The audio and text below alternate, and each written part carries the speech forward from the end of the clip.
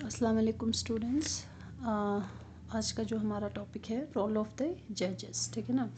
Role of the जज। तो इसमें बच्चे ये आपके अंडरस्टैंडिंग अवर क्रिमिनल जस्टिस सिस्टम वाले जो चैप्टर है इसमें से ये और एक टॉपिक हो गया। तो इसमें हम लोग क्या पढ़ेंगे, रोल ऑफ जज, ठीक है ना, रोल ऑफ़ द जज। तो इससे पहले जो हमने आपको बताया कि हमारे जो क्रिमिनल जस्टिस सिस्टम है इसमें टोटल 4 लोगों का जो की रोल है, दैट इज़ सबसे पहला हमने बताया आपको police, public prosecutor, defence lawyer and the जज, ठीक है ना।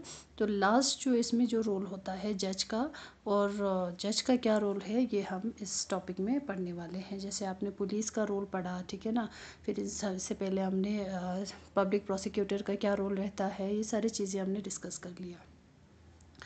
तो बच्चे इसमें आपको क्या है, what is the role of the जज, ठीक है ना। जैसे इससे पहले वाला टॉपिक क्या है, what is the role of public prosecutor, ये चीज़ हमने डिस्कस कर लिया।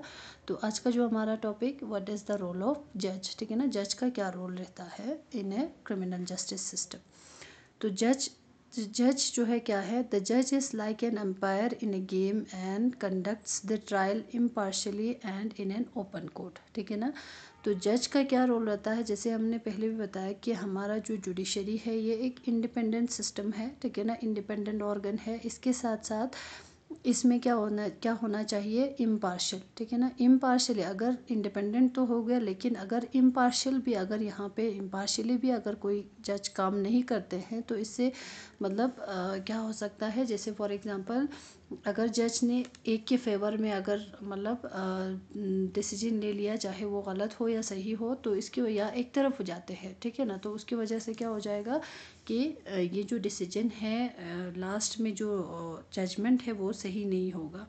तो इसलिए जज क्या काम करता है, as an like an umpire की तरह। जैसे हमारे एम्पायर क्या करते हैं, जैसे मिसाल अगर आउट हो गया तो आउट, नॉट आउट तो नॉट आउट, ठीक है ना। जज बना आउट छाना का तो खुद चंग मिसाल दोनों इम्पार्शली इसमें नहीं बोलते हैं कि मतलब आउट मछाना आउट सो ज़रूर, कभी ऐसा नहीं होता है, ठीक है। तो जज का काम होता है एक लाइक एन एम्पायर की तरह, जो मतलब इम्पार्शली क्या करते हैं, अपना डिसीजन देती है, कहाँ पे, इन एन ओपन कोर्ट में, ठीक है ना। ओपन कोर्ट मतलब जिसमें मतलब जैसे आरोपी के लोग भी, मतलब जो जिसने क्रिमिनल कमिट या जिसने मिसाल जिसने क्राइम कमिट किया, उसके भी बहुत सारे मिसाल रिश्तेदार होते हैं, रिलेटिव्स वगैरह होते हैं। सेम उसी तरह से जिसके ऊपर जो इल्ज़ाम लगाया गया या जिसके साथ ये जैसे सिस्टम है ना, क्राइम हुआ है, उधर नंगचूचिन वहाँ पे मतलब बोथ दी पार्टीज, यानी दोनों पार्टी के लोग वहाँ पे शामिल होते हैं। तो उन सब के सामने ये क्या करते हैं, अपना डिसीजन दे देता है लाइक एन एम्पायर की तरह, विदाउट जी इम्पार्शियल, ठीक है ना। तो इसके साथ क्या है, द जज हियर्स ऑल द विटनेसेस। अब जज क्या करते हैं, here all the witnesses and any other evidences present by the prosecution and the defence, ठीक है ना। अब जज क्या करते हैं, सारे विटनेसेस को मतलब सुनते हैं, या मिसाल जो भी एविडेंस जो प्रेजेंट करते हैं, कौन, पब्लिक प्रोसिक्यूटर, जो मैंने आपको कल बताए थे कि पब्लिक प्रोसिक्यूटर क्या करते हैं, वो अपना कुछ एविडेंस, अपनी विटनेसेस वगैरह प्रेजेंट करते हैं जज के सामने, और उसका जो डिफेंस लॉयर है वो भी अपना मतलब एविडेंस वगैरह प्रेजेंट करते हैं। तो इन सारी चीज़ों को क्या करते हैं, हियर करते हैं, या इन सारी चीज़ों को सुनते हैं, इन सारी चीज़ों को मतलब समझते हैं, देखते हैं, ठीक है ना। फिर इसके बाद क्या होता है, द जज decide whether accuse person is guilty और इनोसेंट, ठीक है ना। अब इसके बाद जज क्या करते हैं, डिसाइड करते हैं जो एक्यूज पर्सन है, ठीक है ना, जो जिसके ऊपर या जिसने ये गलत काम किया है या जिसके ऊपर इल्ज़ाम लगा है, उस इंसान के उस गिल्टी यानी एक्यूज पर्सन को, पर्सन इज़ गिल्टी और इनोसेंट, वो पर्सन गिल्टी है या इनोसेंट है, वो सारी चीज़ें on the basis of evidence presented and in accordance with the law, ठीक है ना।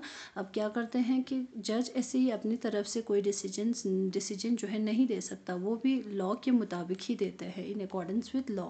तो वो क्या डिसीजन देती है, वो सारे विटनेसेस को, both the prosecutor and the defence lawyer दोनों के विटनेसेस को, दोनों की एविडेंसेस को सुनते हैं, देखते हैं। फिर इसके बाद लास्ट में वो इन अकॉर्डेंस विद लॉ ये क्या करते हैं, इन्हीं के बेसिस पे अपना जजमेंट सुनाते हैं, ठीक है ना, अपना जजमेंट दे देते हैं।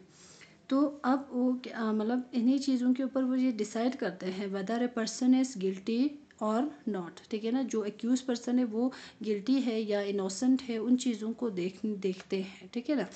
तो if the accused is convicted then the जज एंड प्रोनाउंस द सेंटेंस, ठीक है ना। इसके बाद क्या करते हैं, अगर सारे सबूत, गवाह या सारे विटनेसेस या एविडेंसेस अगर इस एक्यूज पर्सन के अगेंस्ट जाते हैं, ठीक है ना, फिर इसके बाद क्या करते हैं, जज प्रोनाउंस दी सेंटेंस। फिर जज जो है अपना क्या सुना देते हैं, सेंटेंसेस, यानी अपनी डिसीजन दे देती है, ठीक है। सेंटेंस यानी यहाँ पे आता है जो डिसीजन जज देता है, ठीक है ना।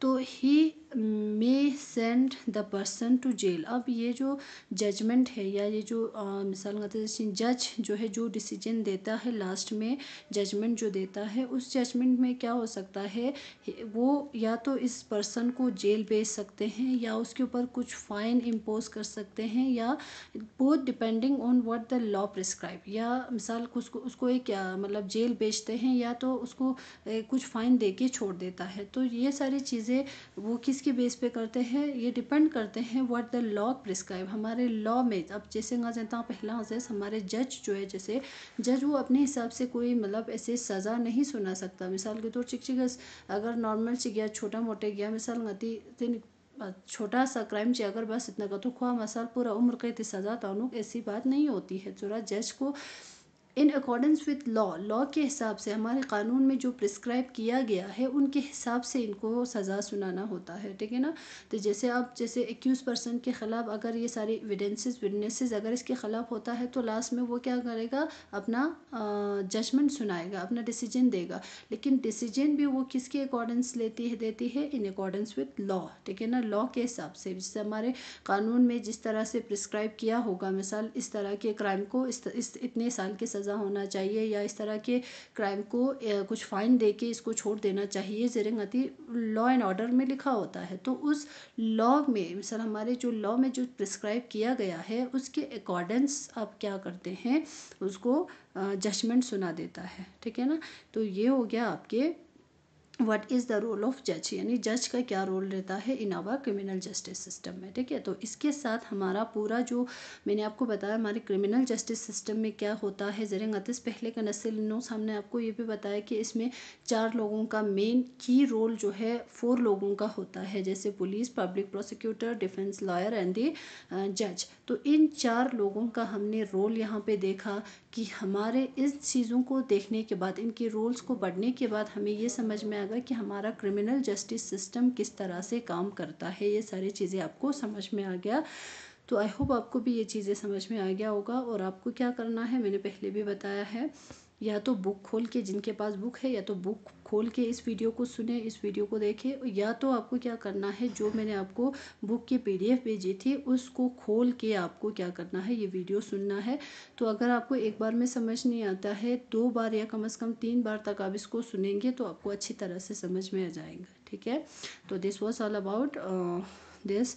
तो इसके बाद हम लोग नेक्स्ट, आपका इसमें लास्ट एक और टॉपिक बचते हैं, व्हाट इज़ फेयर ट्रायल, वो हम लोग नेक्स्ट वीडियो में डिस्कस करेंगे। तब तक के लिए